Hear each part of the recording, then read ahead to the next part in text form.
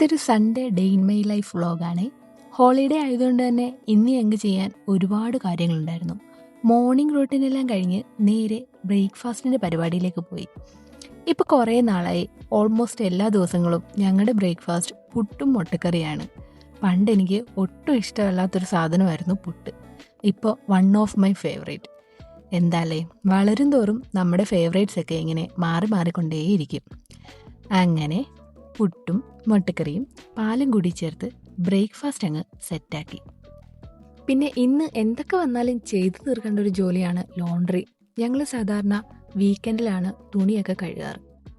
അങ്ങനെ തുണിയൊക്കെ മെഷീനിലിട്ട് പുറത്തോട്ട് ഇറങ്ങിയപ്പോഴത്തേക്കും ക്ഷണിക്കപ്പെടാത്ത അതിഥിയായി മഴ ഇങ്ങെത്തി.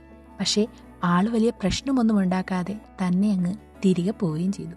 പിന്നെ ഇന്ന് ഞാനൊരു ഗെറ്റ് റെഡി വിത്ത് മീ ചെയ്തിട്ടുണ്ട്. ഇതെനിക്ക് കുറച്ച് സ്പെഷ്യലായിട്ടുള്ള ഗെറ്റ് റെഡി വിത്ത് മീ ആയിരുന്നു. കാര്യം എന്തെന്ന് വെച്ചാൽ ഇവളില്ലേ, ഇവളാണ് രേഷ്മ. ഞാൻ 5ാം ക്ലാസ്സിൽ പഠിക്കുക, അതായത് 2010 എൻ്റെ ലൈഫിൽ വന്ന എൻ്റെ കൂട്ടുകാരി.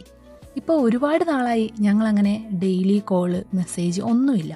പക്ഷേ ഇടയ്ക്ക് കാണുമ്പോഴൊക്കെയും ആ ഒരു ഗ്യാപ്പ് ഒന്നും ഫീൽ ചെയ്യാറില്ല. ഞാൻ ലേറ്റ് ആകുന്നത് കൊണ്ട് മാത്രം കുറേ അടി ഇവളും ഞാനും കൂടി ഒരുമിച്ച് ട്യൂഷൻ സെൻറ്ററിൽ നിന്ന് മേടിച്ചു കൂട്ടിയിട്ടുണ്ട്.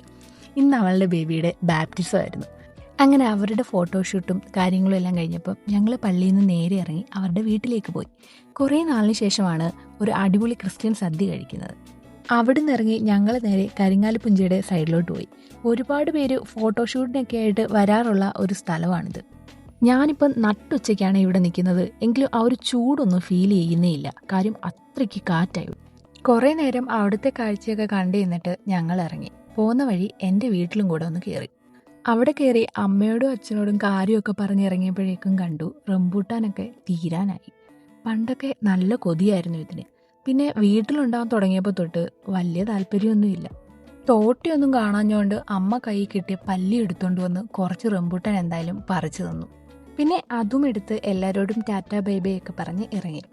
ഇറങ്ങുമ്പോൾ പിന്നെ ഈ ഒരു സീൻ ഇവിടെ സ്ഥിരമുള്ളതാണേ. തിരിച്ച് വീട്ടിൽ വന്നപ്പം നല്ല വെയിലത്ത് ഇവന്മാരിങ്ങനെ കിടക്കുന്നത് കാണാൻ നല്ല രസമുണ്ടായിരുന്നു. പോണ്ടിൽ നിറയെ മുളച്ചെടിയുടെ ഇല വീണ് കിടക്കുക.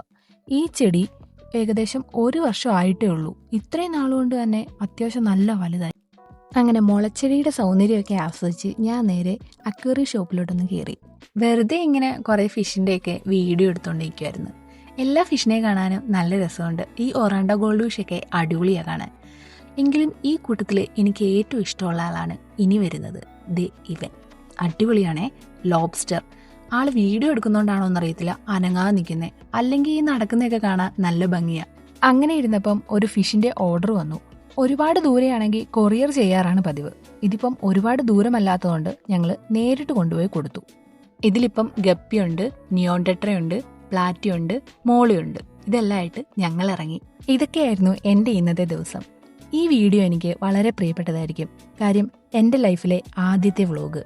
ചാനൽ തുടങ്ങി വിത്തിൻ 2 days തന്നെ 280 സബ്സ്ക്രൈബേഴ്സും ഞാൻ പ്രതീക്ഷിച്ചതിലും കൂടുതൽ വ്യൂവേഴ്സും തന്ന് എന്നെ സപ്പോർട്ട് ചെയ്ത എല്ലാവർക്കും ഒരുപാട് നന്ദി. അപ്പം ഇന്നത്തേക്ക് ഇത്രയേ ഉള്ളൂ. അടുത്ത വീഡിയോയിൽ കാണാം. Stay tuned.